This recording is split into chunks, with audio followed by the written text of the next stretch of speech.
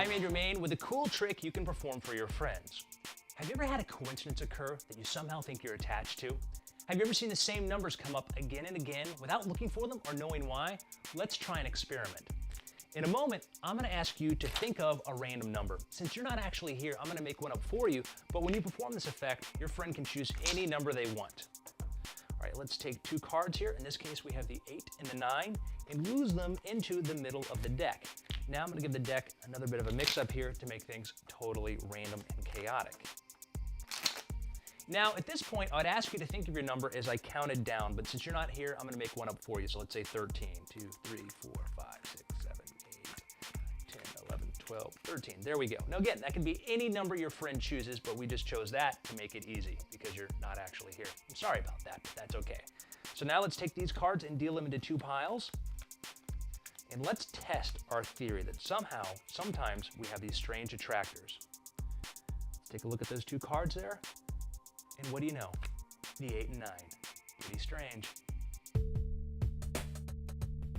This trick is based upon a beginner magic trick that was one of the first tricks I ever learned. But I've added a little twist to it so people who may have seen the original trick will still be fooled and it'll be that much more magical. What I like most about it is that the spectator or the person watching this trick has a hand in the outcome. It's not just you performing something for them, it's their number that makes those two cards come up again, and that makes them feel like they're a special part of the magic, and that's the strongest kind of magic you can perform. Here's how you perform this effect. At the very beginning of the trick, you want to take 4 cards and place them on top.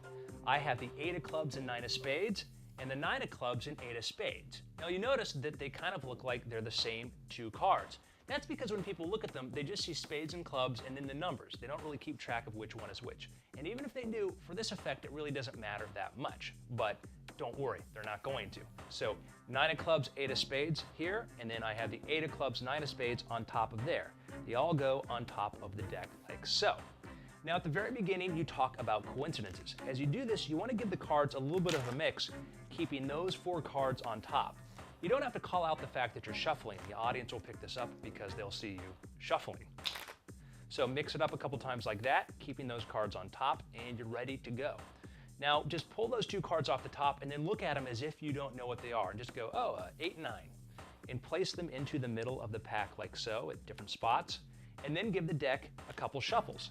This time, you want to keep the other 8 and 9 on top. Make sure not to mix them back in.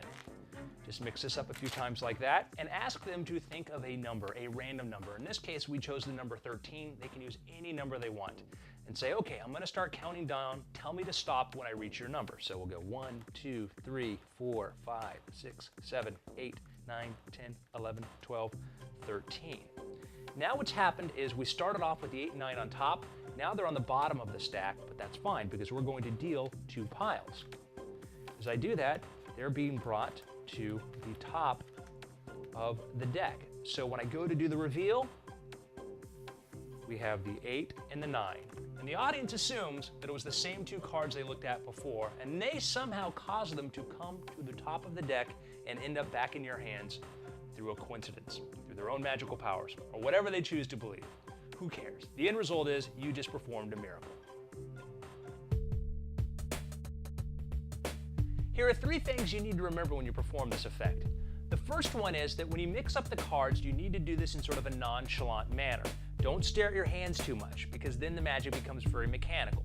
So practice shuffling the cards while you talk to the audience. Don't make it a card trick that's all about card sleights. Make it about a story and what's happening there and now as you talk to the audience. The cards are there just to help you illustrate this. It's not about them. So practice shuffling the cards without looking at them and without making it too awkward.